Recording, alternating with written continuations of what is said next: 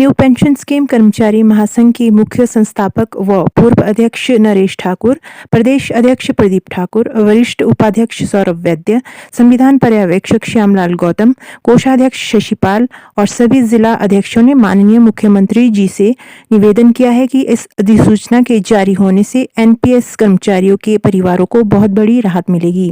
ऐसे में इस अधिसूचना को जल्द लागू करना चाहिए। राज्य अध्यक्ष प्रदीप ठाकुर ने कहा है कि कर्मचारियों को पूरी उम्मीद है कि कल की कैबिनेट बैठक में इस विषय पर जरूर सकारात्मक पहल होगी और एनपीएस कर्मचारियों के लिए केंद्रीय अधिसूचना जारी कर दी जाएगी। जयराम ठाकुर जी इसको प्रदेश में जल्द से जल्द लागू करेंगे। इस कोरोना महामारी में प्रदेश का एक एक कर्मचारी, चाहे वह पुलिस विभाग में कार्यरत है, जल शक्ति विभाग में था, डॉक्टर्स हैं, पैरामेडिकल स्टाफ है, स्वीपर्स हैं, अध्यापक हैं, जल शक्ति विभाग, वेटनरी फार्मासिस्ट हैं, डॉक्टर्स हैं, अन्यथा हर एक कर्मचारी जो है वो प्रदेश सरकार के साथ कंधे से कंधा मिलाकर प्रदेश की जनता के लिए कार्य में लगा हुआ है। आज इस महामारी ने उन कर्मचारियों को भी नहीं बख्शा है। हाँ, जो न्यू पेंशन स्कीम के अंतर्गत आ रहे हैं कर्मचारी, उनके परिवारों की बहुत ही दयनीय हालत हो गई है, क्योंकि उनके सिर के ऊपर से वो कमाने वाला चला गया है और उनको, उनके परिवारों के लिए कोई सामाजिक सुरक्षा नहीं है। तो साथियों, न्यू पेंशन स्कीम जब देश और प्रदेश में लागू की गई तो बिना इसके गुण और दोषों पर चर्चा किए बिना ये प्रदेश और देश भर में लागू की गई। केंद्र सरकार ने अपनी गलती को मानते हुए 2009 में एक अधिसूचना जारी करी, जिसमें अपने केंद्रीय कर्मचारियों के लिए जो दिव्यांग और दिवंगत हो रहे थे उनको एक सामाजिक सुरक्षा दी गई।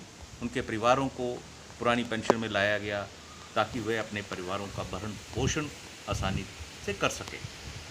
एनपीएससी लगातार कई सालों से इस अधिसूचना को लागू करवाने के लिए प्रदेश सरकार के समक्ष कई बार जा चुका है, माननीय मुख्यमंत्री के साथ कई बार मिला है।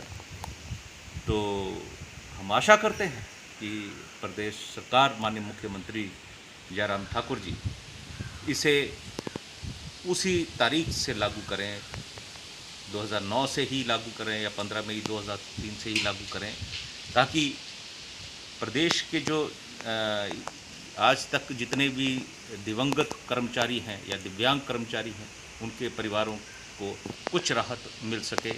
और पुनः इस अधिसूचना को जारी करने के लिए प्रदेश सरकार का आभार प्रकट करेंगे और माननीय मुख्यमंत्री जी का बहुत। जारी की गई अधिसूचना जिसमें कि डेथ एवं डिसेबिलिटी होने के कारण नौकरी से हाथ धो बैठने वाले कर्मचारियों को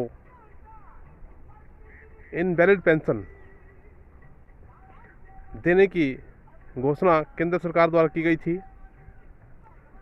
हम इस मांग को लगातार प्रदेश सरकार के समक्ष उठाते रहे हैं। पिछले वर्ष भी बहुत जोर शोर से ये मांग उठाई गई थी। तब सरकार के द्वारा एक पत्र केंद्र सरकार को लिखा गया, जिसका जवाब ला करके हमने सचिवालय में सौंपा था। उसके बाद भी हमारी सरकार इस मांग को पूरा नहीं कर पा रही थी, परंतु अभी हाल ही में एक बार फिर से केंद्र सरकार ने 30 मार्च को अधिसूचना जारी की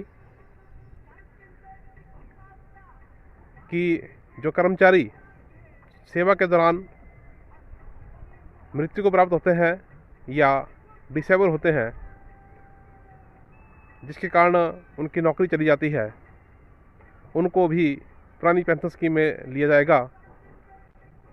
उसके उपरांत हिमाचल प्रदेश सरकार में भी हलचल पैदा हुई है।